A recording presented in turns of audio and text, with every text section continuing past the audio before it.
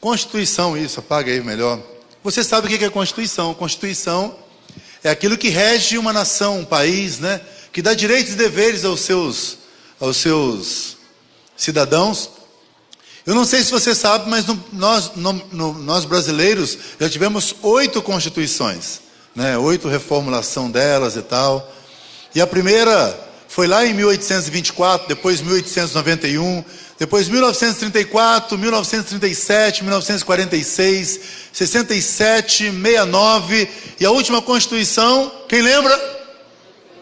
1988. Está escrito aqui, né? Pois é. Mas amém. Ulisses Guimarães foi o homem que assinou. Ele era o presidente da Câmara e assinou a Constituição. Amém? Eu vou pedir o máximo de silêncio possível, por favor. E ele fez isso, entendendo que a necessidade que tinha. Nós somos cidadão brasileiro. Cada país tem a sua Constituição. Cada país, cada nação tem sua Constituição.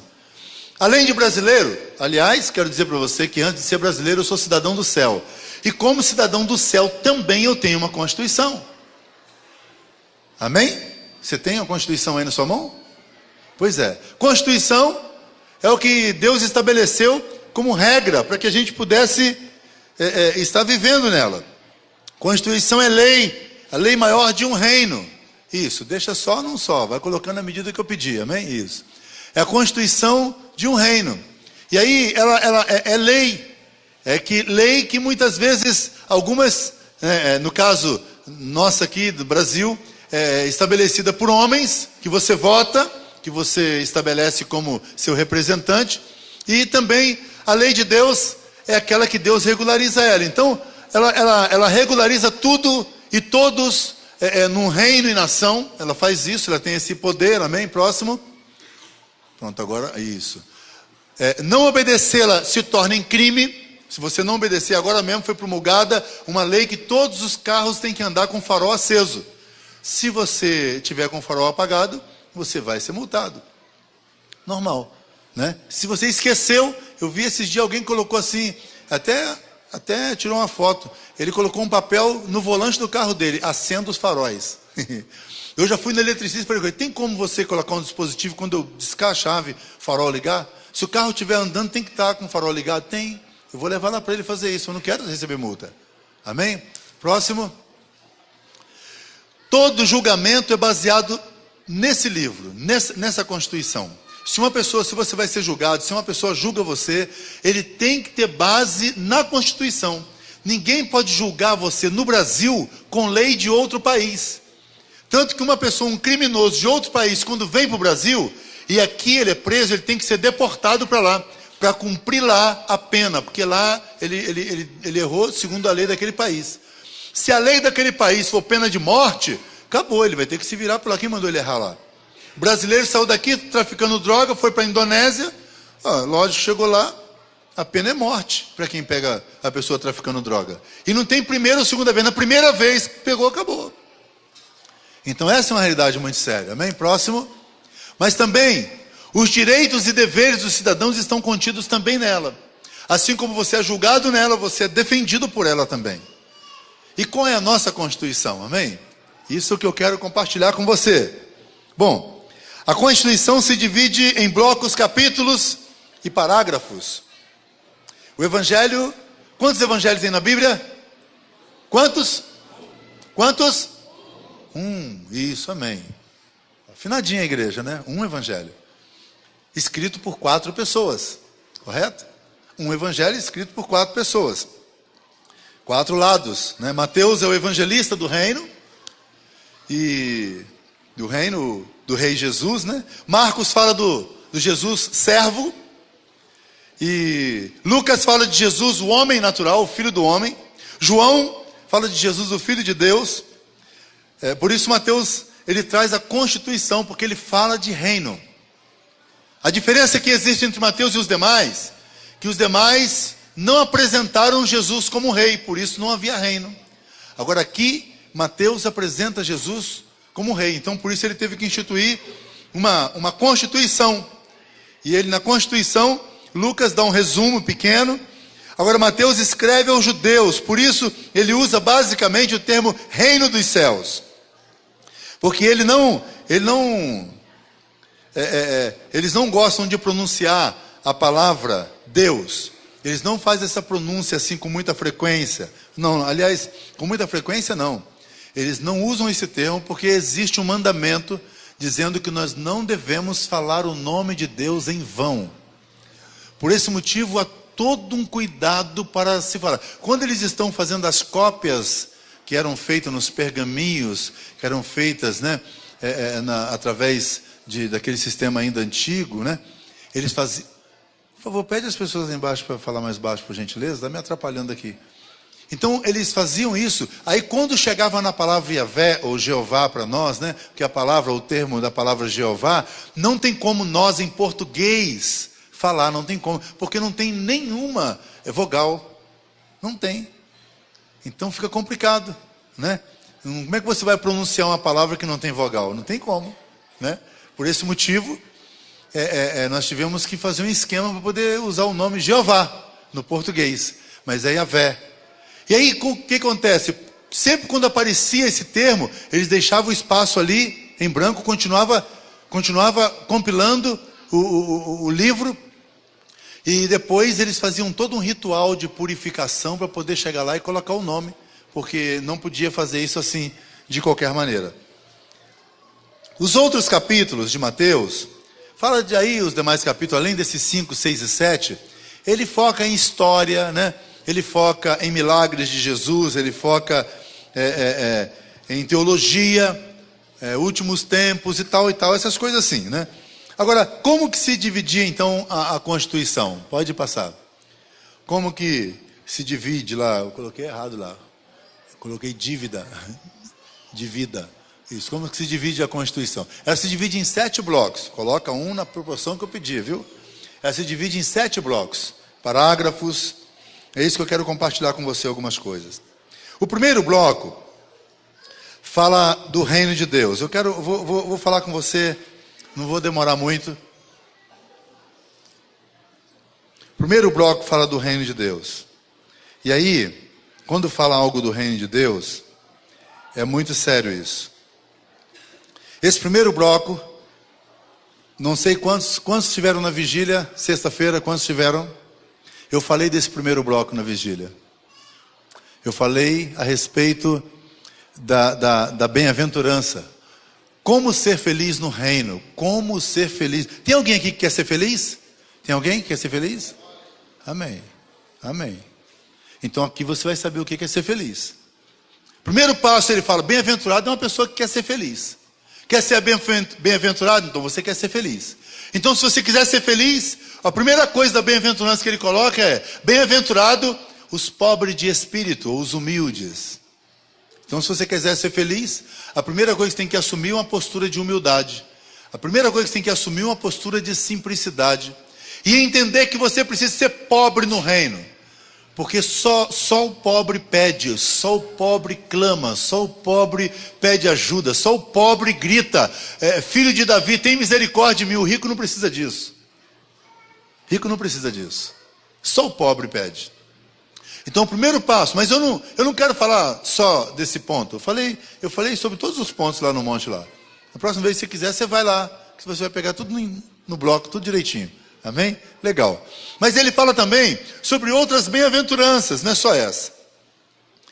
Nesse momento, o Senhor Jesus estava ensinando para eles, né? Ele falou, bem-aventurados os que têm fome e sede de justiça, bem-aventurados os misericordiosos, bem-aventurados os puros de coração, bem-aventurados os pacificadores. E ele começou a falar, por exemplo, como ser feliz. Então, querido, o segredo está aí, está na Constituição. Você só não é feliz porque não quer. Eu fico indignado quando uma pessoa fala, pastor, eu estou vivendo esse ano e não consigo ser feliz. Meu Deus do céu, está na Constituição, como faz para ser feliz? Então só não é feliz quem não quer. Tem alguém infeliz aí? Seja sincero. Tem? Levanta a mão, eu estou infeliz. Quem está infeliz? Está infeliz? Está infeliz? Então hoje você pode alcançar a sua verdadeira felicidade, amém? Hoje é dia de encontrar a verdadeira felicidade. E aí, querido, A realidade foi que ele foi falando, chega a ser bem-aventurado. Você imagina, por exemplo, eu chegar e falar para você, parece ser estranho, né? Olha, quero te dizer que você vai ser feliz quando te injuriarem, quando te chamar você de baixinho, cafanhaque feio, quando chamar você que você não vale nada, que você é um zero à esquerda, quando falar que essa mulher casou com você de pena, de misericórdia, que realmente você é muito feio e tal. De tudo isso que falarem com você, você tem que se alegrar, porque a Bíblia diz que bem-aventurados são aqueles que, porventura, se sofreu algum tipo de injúria, calúnia, difamação, por amor do nome dele, aí você é um bem-aventurado. Entenda bem, isso é ser bem-aventurado.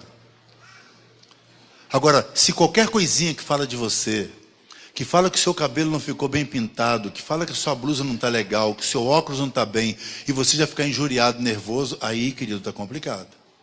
Você está perdendo a grande oportunidade de ser feliz. Não é feliz porque não quer, porque se quiser vai ser. Aí o segundo bloco, põe aí para mim, campeão. Segundo bloco para quem quer ser feliz. Como crescer no reino? Como crescer no reino? Eu estou falando com você tudo baseado no capítulo 5, por enquanto. Ele manda ser sal da terra e luz do mundo.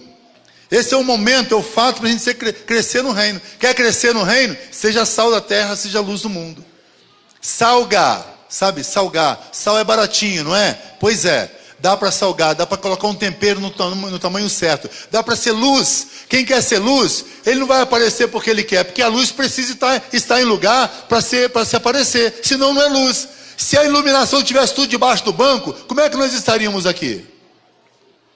Então o primeiro passo que precisamos entender é que ele manda gente ser luz. Ele fala, vocês são sal e luz da terra. Então assuma esse processo. Assim brilha a luz de vocês diante dos homens, para que vejam as suas boas obras e glorifiquem o Pai de vocês que está nos céus. Depois ele fala outra coisa importante, dá um outro clique aí. O que mudou na Constituição? O que ele mudou? O que ele fez?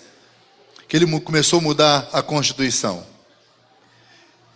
Ele mudou a Constituição da lei para a graça. Houve uma mudança. Houve uma mudança entre a lei e a graça. Na lei, se uma pessoa matasse o outro, aí ele tinha que morrer. Se você desse um tapa no rosto do outro, você tinha que levar um tapa também. Se você matasse o gado do outro, você tinha que pagar com 4 gado. 4 gado. Era a lei. Se você fizesse qualquer dano, você tinha que reparar. Aí aqui na graça ele começa a mudar algumas coisas. Vocês ouviram o que estava escrito lá, o que foi dito pelos seus antepassados? Não matarás? E quem matar estará sujeito a julgamento. Mas eu digo a vocês que qualquer um que irá contra o seu irmão estará sujeito a julgamento também. Qualquer que disser ao seu irmão, raca, será levado ao tribunal. E qualquer que dizer louco, corre o risco de ir para o fogo do inferno. Antigamente a pessoa só corria esse risco se ele matasse.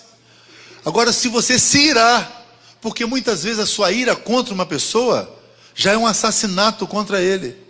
Por isso que a Bíblia ensina isso. Então por isso que eu quero desafiar você em nome de Jesus. Sabe, age com sabedoria. Então está aí um momento interessante para você mudar a sua história. Ah, pastor, poxa, aí piorou, pastor. Porque antes eu tinha que matar para poder ser morto. Agora não, agora se eu pensar, se eu ficar irado com a pessoa, se eu chamar ele de louco, eu já estou condenado ao inferno. Mas você tem um recurso. Se por acaso você fez isso, você pode se retratar e pedir perdão, e você vai ser perdoado. Essa é a realidade. Depois tem uma outra realidade também, com relação ao adultério. Ele aqui no meu texto aqui, ele não fala nenhum termo adultério. Ele fala, vocês ouviram o que foi dito? Não adulterarás? Eu digo, qualquer que olhar para a mulher e desejá-la, já cometeu adultério no seu coração. Ele falava que se por acaso adulterasse na lei, você era apedrejado. Agora, se olhar, já cometeu adultério. Aquelas pessoas que falam assim, pastor, mas eu não sou assim de ficar bisbilhotando olhando os outros, né? E alguns ensinam o seguinte: olha, a segunda olhada é que é complicada. A primeira, tudo bem, tolera. A segunda olhada é que é complicada. Aí tem gente que olha uma vez só. Ele começa olhando assim, ó, e não para mais não. Até sair do outro lado. Querida, a intenção do coração é forte. E a gente não para analisar sobre isso, nem colocar o peso necessário. E eu quero que você se atente quanto a isso. Porque Deus está julgando o teu coração. Deus está olhando ao teu coração. E isso é muito sério. Muitas vezes você traz para dentro da sua casa a pornografia, traz para dentro da tua casa a promiscuidade, traz dentro da sua casa a lascívia, assim estampado na sua televisão, através das novelas, através de uma série de programas obscenos, pornográficos. E assim de dia, sabe? Os seus filhos assistindo tudo, sua família assim, os pais não ficam nem trêmulo. Então essa é a diferença que teve. Ele falou também com relação ao divórcio. Ele falou, olha, foi dito, aquele que divorciar da sua mulher, deverá dar-lhe certidão de divórcio. Mas eu vos digo que todo aquele que se divorciar da sua mulher, exceto por imoralidade sexual. Imoralidade sexual. Ele nem colocou adultério, porque adultério você pode adulterar um documento, você pode... Ele colocou imoralidade sexual. Aí esse... Se a justificativa, ele está falando com relação aos crentes, tá? Se você fez isso enquanto você não era cristão, aí é outros 500. A Bíblia diz que o tempo de ignorância Deus não leva em conta. Mas agora você tomando conhecimento, sendo um servo do Senhor, então você toma cuidado quando você pensar fazer um upgrade de esposa. Tem pessoas que fazem upgrade. Ô pastor, vou fazer uma troca. Poxa vida. A minha Marleninha vai fazer 60, quem sabe eu arrumo 2 de 30. Ela falou, tem chumbinho lá em casa, você vai ver só. Você sabia que tem alguns locais que não vendem chumbinho para as mulheres? Porque fica com medo delas envenenar os maridos. Aí mandaram alguém comprar chumbinho, manda o seu marido vir aqui para você, eu não vendo não. Eu falei, desse jeito, foi ou não foi? Ali o pessoal não quis vender chumbinho, com medo da... Com relação ao juramento, vocês também ouviram o que foi dito aos seus antepassados, não jureis falsamente, mas cumpra o juramento que você faz diante do Senhor.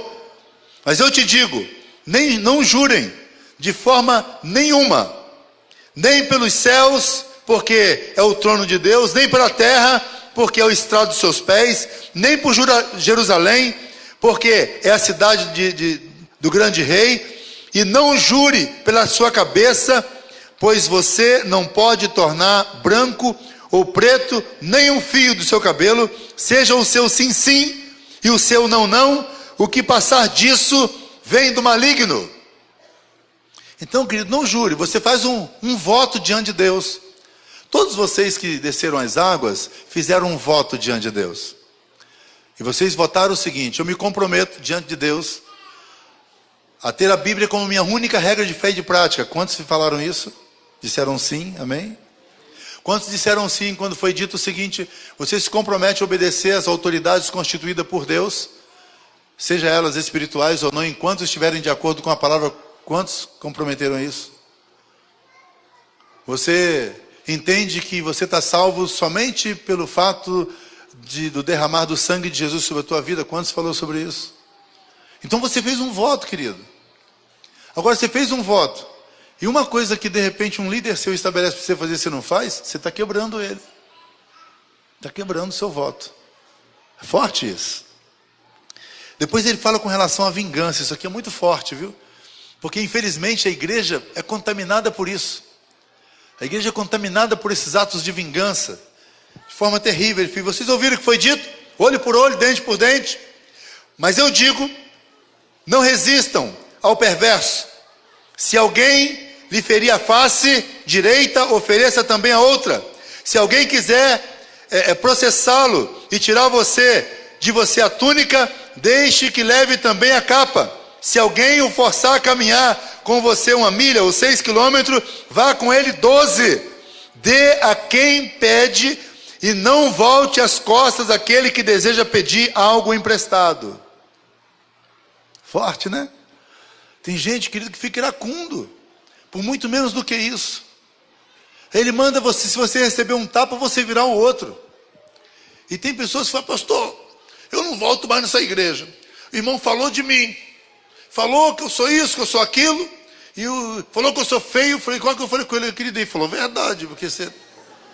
Mas amém, não vamos entrar na questão, mas olha bem, querido, é terrível. Tem gente que se fere por coisa à toa, por coisas banais. E está claro, a palavra, nossa Constituição está muito clara. Obedece quem quer. Mas é muito claro, o que você está pensando? E aí, ele fala ainda com relação a amar os inimigos. Temos que amar, né? Amar só quem nos ama é muito fácil. Amar só quem concorda com a gente é muito fácil. Amar só quem está do nosso lado é muito fácil. Agora, amar aquela pessoa que de repente te desonrou. Amar uma pessoa, por exemplo, que difamou você, falou mal de você. Falar de uma pessoa, por exemplo, que realmente é teu inimigo. Aliás, aqui nós não temos ninguém que tem inimigo, viu? Lá na igreja de vocês deve ter. Aqui não tem ninguém que tem inimigo nessa igreja aqui. Todo mundo é amigo de todo mundo. Eu posso pegar aqui qualquer irmão e subir com ele no prédio dele e falar, ó, vamos subir para o segundo andar, para o terceiro, que todo mundo vive na paz. Não tem ninguém inimigo de ninguém aqui. Todo mundo já acorda de manhã dando bom dia para todo mundo, sabe? Acorda de manhã com um sorriso até aqui, feliz da vida. Não tem ninguém com problema. Todo mundo, assim, ama o seu pai, ama a sua mãe, ama o seu irmão, ama a sua irmã. Todo mundo, assim, não tem problema nenhum com o vizinho nenhum, conversa com todo mundo, está pronto, alegre, feliz com todo mundo. Amém?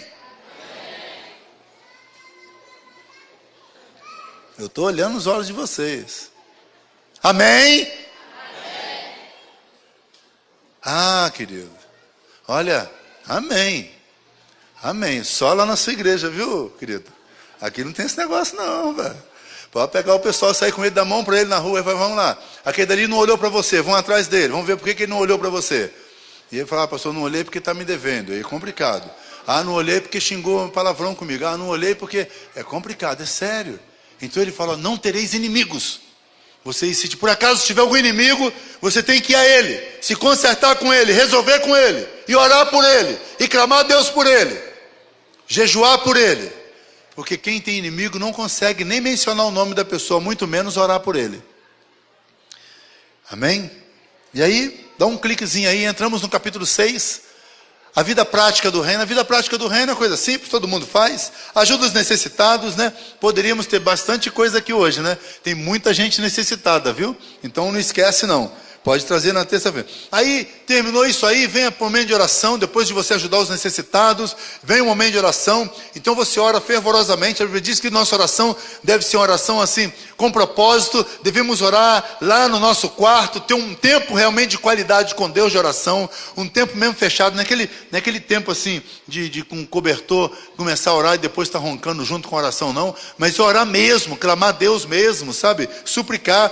E aí, infelizmente, a igreja, ela acaba pecando, quando chega no momento da oração do Pai Nosso, ela começa a orar, e Pai Nosso que estás no céu, e aquela voz assim, parece até voz estranha, uma voz de locutor, santificado seja o teu nome, e venha a nós o teu reino, e seja feita a tua vontade, assim na terra como no céu. O pão nosso de cada dia nos dai hoje, perdoa as nossas dívidas, que sabe que se falar o restante está complicado. Perdoar, assim como eu perdoo, é complicado. E aí, como é que fica? Tem alguns que falam, porque virou reza, né? Aí quando vira reza, você nem sabe o que está falando, né? As pessoas que fazem a reza, ele vai fazendo a reza, vai passando um terço. Tem uns crentes, eu vou fazer isso, vou arrumar um terço pro pessoal. Aí vai fazendo a reza, vai passando um terço direitinho, né? E vai deixando, porque virou assim uma coisa natural, mecânica. Tem alguns que pode até mandar, se eu mandar esse negócio, o computadorzinho aqui, ele fala para mim a oração todinha, sem precisar nem eu falar. Aí eu quero que você faça o seguinte, faça a oração como Jesus mandou fazer. E o jejum? Ele manda a gente fazer o jejum. É no Novo Testamento isso já, ele mudou a lei. Antigamente as pessoas faziam jejum, e saía de casa descabelado, no rosto, né? Não escovava nem os dentes, dava uma baforada, a pessoa já caía na unção, e ele não conseguia, aquele processo delicado. E ele fazia questão que as pessoas olhassem e vissem que ele estava jejuando. Hoje ele manda você fazer o seguinte, olha, vai lá, né? Unge o seu cabelo direitinho, penteia o cabelo, lava o rosto, escova os dentes bem escovado, sabe? Passa um Listerine nele e joga fora. E aí você pode sair, conversar com todo mundo, bater papo e tal. Ninguém precisa saber que você está jejuando.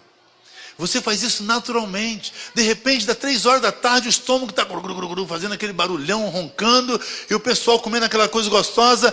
E aí você, não, meu irmão, hoje não, obrigado e tal. Não fala que não, não quero, não gosto. Não faz isso não, que está mentindo, está jejuando. Então você vai fazer o seguinte, olha, não, querido, hoje não, obrigado, viu? Estou segurando a barra aqui, tá bom? Pronto. Estou jejuando, irmão. Estou jejuando, estou consagrando a minha vida. Porque a partir de hoje, Deus vai fazer operar maravilha na minha vida. Por isso que eu estou orando assim. Que isso, crente? Pode parar, rapaz. Começa a parar e refletir o que você está fazendo. Olha, e não é só isso. Ele fala do jejum, mas fala também com relação ao seu tesouro no céu. O que é que você está angariando? O que é que você está buscando? Você está buscando realmente, assim, angariar tesouro na terra ou no céu? Onde é que você está buscando aí? Qual é o teu reino? O teu reino pertence aonde? Essa terra ou o céu? E aí, se você for ver, tem muita coisa, sabe? Ele fala sobre as preocupações da vida, a ansiedade. Hoje é o mal do século. Se você mandar, por exemplo, a metade da igreja num consultório, é provável que 80%, mandar a igreja toda num consultório, 80%, o médico vai dar um remedinho para ansiedade. Ansiedade virou doença, mas lá atrás era pecado. Era pecado. E continua sendo pecado, porque Deus não muda. O que você precisa, se você vive ansioso, é confessar os seus pecados e diante de Deus, abrir o teu coração e ser curado em nome de Jesus. É isso que ele promete fazer. Amém? E aí vem agora o capítulo 7, que ele fala sobre o julgamento do próximo. Dá um cliquezinho aí. Relacionamento entre os cidadãos do reino. Se você tem um bom relacionamento entre os cidadãos do reino, aí a coisa começa a mudar na sua história. Se você se relaciona bem, dia de ceia hoje, não é só comer o pão, é aceitar o seu irmão do jeito que ele é. É você aprender a viver com o teu irmão e entender que ele é falho como você também é. Não basta você simplesmente ignorar as falhas dele e apontar os erros dele, porque alguém está apontando o seu também. Então procure entender, querido. Procure entender a fraqueza dos outros. Rapaz, eu deixo furo com tanta gente. E o irmão, quando deixa furo comigo, a única coisa que eu posso fazer, querido, me perdoa, deixei furo com você, poxa... Rapaz, furei aí, me perdoa nessa aí. Fazer o quê? Agora, ficar injuriado porque alguém falhou com você, como se você nunca tivesse falhado com ninguém, é hipocrisia. É hipocrisia. Parece que você é o único santo e todos os demais são pecadores. Ele manda a gente evitar isso. Manda persistir na oração, manda orar em conjunto. Se 2 ou 3 concordarem, eu concordo também. Fecha o céu, abre o céu. Aí pronto. Concordou na terra, eu concordo lá. Oração de unidade, ele manda fazer. Vai orar sozinho, egoísta. Você deve fazer o seu TSD, deve orar junto diante de Deus, mas tem um momento de você ter que pedir em conjunto, amém? A porta estreita e a porta larga, cuidado, as coisas fáceis, tem muita gente buscando o que é mais fácil, o que é mais ideal, o que é mais natural para ele, cuidado com isso, viu? A árvore e o seu fruto, se você não der bom fruto, você sabe o que acontece, né? É cortado e lançado no fogo, então procura ver isso agora, analisa, até agora, de janeiro até agora, quantos frutos você já gerou? Dá para contar? Dá para contar, querido? Quantos frutos você já gerou? Ou quantos você já conseguiu tirar da presença de Deus? Isso é mais forte ainda. Tem pessoas que além dele não conseguir trazer ninguém, ele consegue tirar os que estão. Com o seu pecado, com a sua promiscuidade, com a sua maneira vã de se vestir, usa roupas indecentes, gosta de dar uma cantadinha nas menininhas, manda um WhatsApp legal. Sabe? E aí, ao invés dele contribuir, ele acaba complicando o reino. Essas coisas estão sendo catalogadas, viu? Seja prudente, insensato, está tudo escrito aí no capítulo 7. Moleza para você. Mole. Pode passar o restante. Dá mais um clique aí. A responsabilidade de saber da Constituição é de cada um. Entenda bem, o guarda não está nem aí Se eu não assisti no repórter, se eu não li no diário oficial, ele não está nem aí, querido. Ele vai me multar se o meu farol tiver apagado. Então não vai ter como justificativa você chegar diante de Deus e falar: eu não sabia, já era. Então procura saber. Mais um clique aí. O 7º parágrafo é: construir a própria casa no reino é dever pessoal, é responsabilidade de cada um. Construir a casa na rocha, não na areia. Se está construindo na areia, vai se dar mal, querido. Então construa na rocha. Solidifica a tua casa na rocha. Larga de ser presunçoso, egoísta, pensando só em você. Chame pessoas para te ajudar a construir. Chame pessoas para te discipular. Chame pessoas para você discipular outros. Esteja entrelaçado, esteja envolvido. E você vai ver o que Deus vai fazer com você. Amém? Amém? Pode apagar, só isso mesmo. Eu quero chamar a tua atenção para uma coisa. Vem cá, pastora Marlene. Hoje é dia de ceia do Senhor. E você poderia até falar: poxa, pastor, podia dar uma aliviada na gente aí, né? Puxa vida. O senhor desceu a lenha na galera. Mas não é não. É Bíblia. Está escrito. Eu não escrevi a Bíblia não, querido. Eu não escrevo nada. Algumas coisinhas eu escrevo aí, cheio de erros ainda. Sabe? Eu fico, quando eu mando alguma mensagem minha para as pessoas, eu falo: querido, dá uma corrigida aí, que deve ter alguma heresia. Porque o que sai de mim, vou fazer o quê? Agora, o que está aqui é inspirado por Deus, querido. É inspiração de Deus. Então não tem essa mão de: poxa vida, será que o pastor está nervoso? Estou nervoso não, estou feliz da vida, estou alegre, estou calmo, estou relaxado, estou tomando um chazinho de erva cidreira, está tudo tranquilo. Não tem ninguém nervoso aqui. Eu estou te alertando você, porque eu não quero ser pastor de uma metade que vai subir e deixar a outra metade aqui. Eu quero ser pastor de 100%. Eu quero ser pastor de 100%. Quem é 100%? Levanta a mão aí. Eu quero ser esse, em nome de Jesus. E olha, eu vou dizer uma coisa para você. Talvez Deus não vai nem permitir os pastores que vão subir sentir a angústia da tristeza, do dissabor daqueles que ficaram. Porque Ele disse que lá no céu não é lugar de choro, não é lugar de angústia. Mas se por acaso você ficar, pela tua inadimplência, pela tua falta de compromisso, pela tua falta de responsabilidade, aí, querido, infelizmente, nada temos a fazer por você. Nada temos e nem podemos fazer por você.